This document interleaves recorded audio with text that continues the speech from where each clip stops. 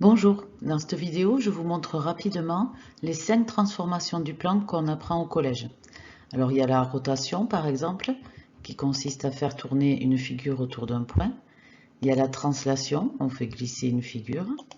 La symétrie axiale, c'est l'effet miroir, on l'apprend en 6e et en primaire. L'homothétie, on agrandit, on réduit.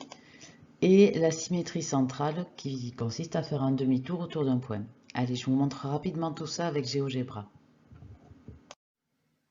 On commence avec une rotation. On va faire tourner cette maison autour du point haut qui s'appelle le centre de la rotation. On va prendre un angle de 45 degrés et on va prendre le sens des aiguilles d'une montre, le sens horaire.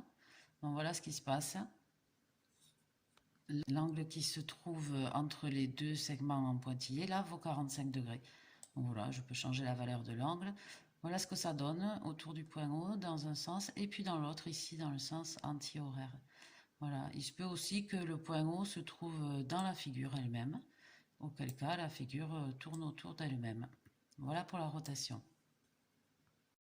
Je vais vous montrer maintenant les translations. C'est assez simple, on prend la figure, on la fait glisser. Supposons qu'on veuille la faire glisser vers ici.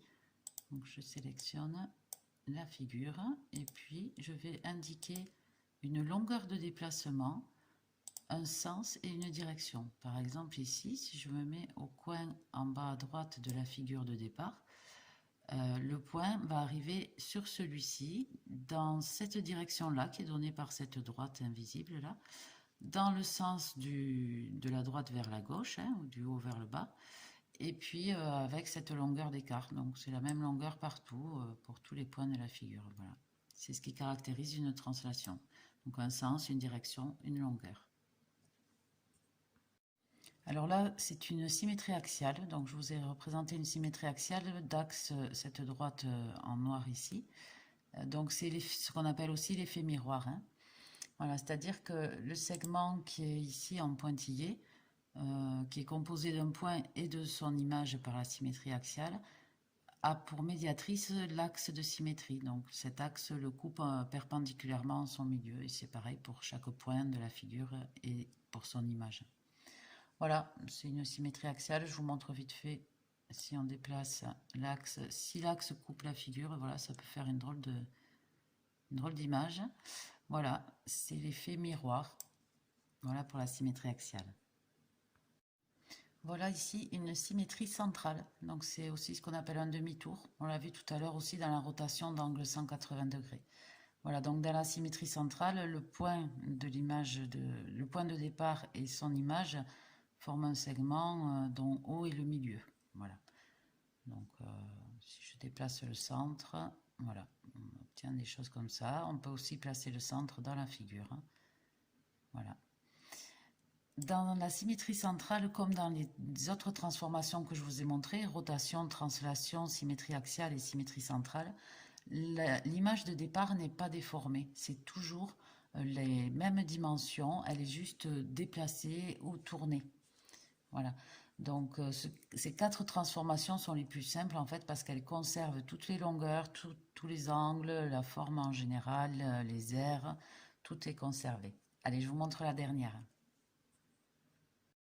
Voilà, la dernière transformation, c'est l'homothétie. Donc ici, c'est une homothétie de centre O, ce point ici qui est le centre, et de rapport 2. C'est-à-dire que la distance de O à B, B faisant partie de l'image de départ, a été doublée de O à B'. Donc toutes les longueurs sont multipliées par 2. Là, les dimensions de la porte, par exemple, sont doublées, etc.